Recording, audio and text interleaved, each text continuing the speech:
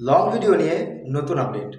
আমরা যারা long video upload করছি, আমরা কি 100% সঠিক ওয়েতে লং ভিডিও আপলোড করছি, নাকি আংশিক সঠিক ওয়েতে আপলোড করছি?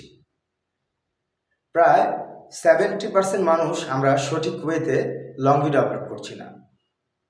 আমরা জানি, আমরা যারা ফেসবুকিং করি, আমরা কিন্তু ফেসবুকে লং ভিডিও করার ক্ষেত্রে বা ফেসবুকের কোনো ভিডিও করার ক্ষেত্রে আমার হাতে এই ফোনটা দেখতে পাচ্ছেন, আমরা কিন্তু সাপোজ এভাবে ধরে থাকি, আমরা এভাবে ধরে ভিডিওগুলো করে থাকি। কিন্তু কিন্তু আপনি কি জানেন, এভাবে যে আমরা লং ভিডিওগুলো করি, এটা 100% সঠিক ওয়ে কিনা?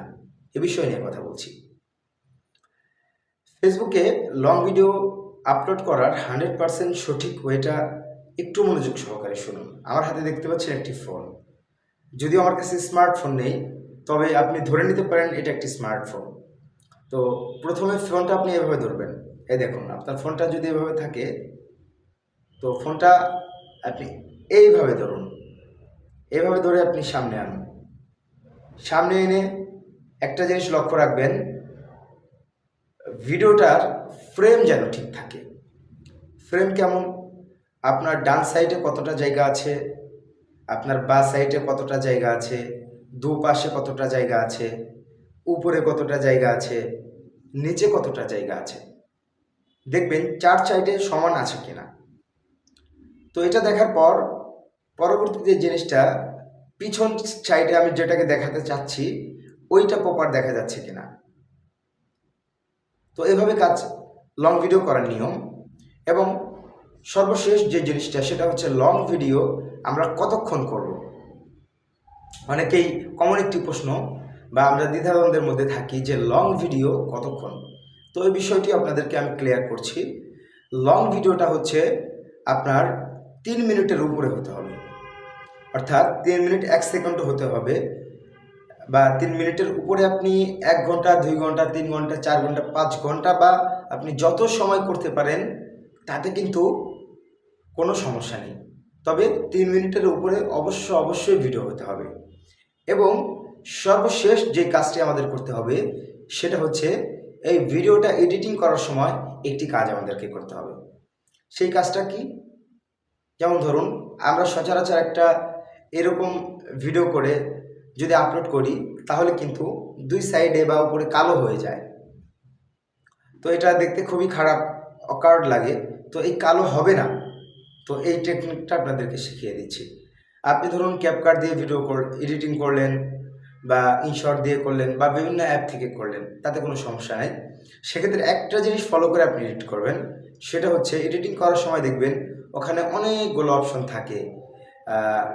ভিডিওর কোন কোয়ালিটির আমি করতে চাচ্ছি, 1.2, 2.1 বা 4:5, এরকম অনেকগুলো অপশন দেওয়া থাকে।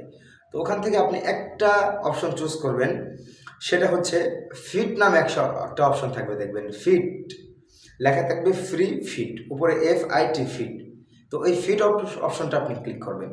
তো ফিট অপশন যদি আপনি ক্লিক করেন, আর ওই ফিট অপশনে গিয়ে যদি আপনি ভিডিও এডিটিং করেন, তাহলে দেখবেন ভিডিও আপলোড করার পর উপরে, নিচে, সাইডে কোনো পাশে কিন্তু কালো থাকবে না।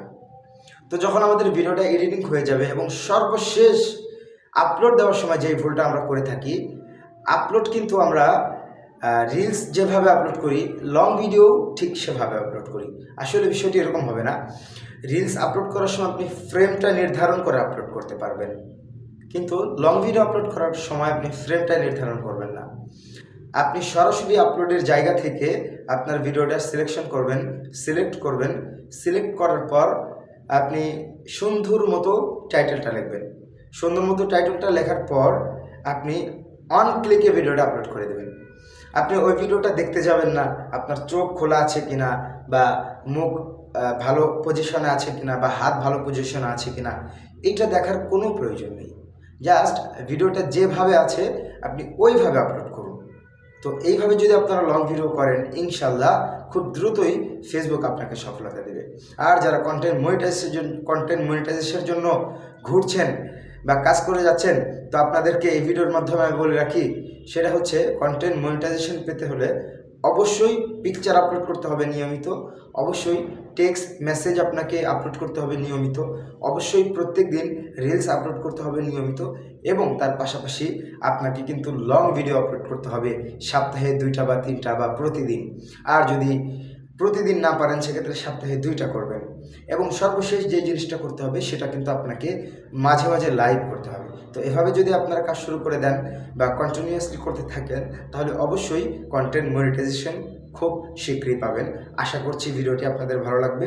যদি আপনাদের ভালো লাগে অবশ্যই আপনার বন্ধুদেরকে দেখার জন্য ভিডিওটি শেয়ার করে দেবেন। আসসালামু আলাইকুম রহমতুল্লাহি ওয়া বারাকাতুহু।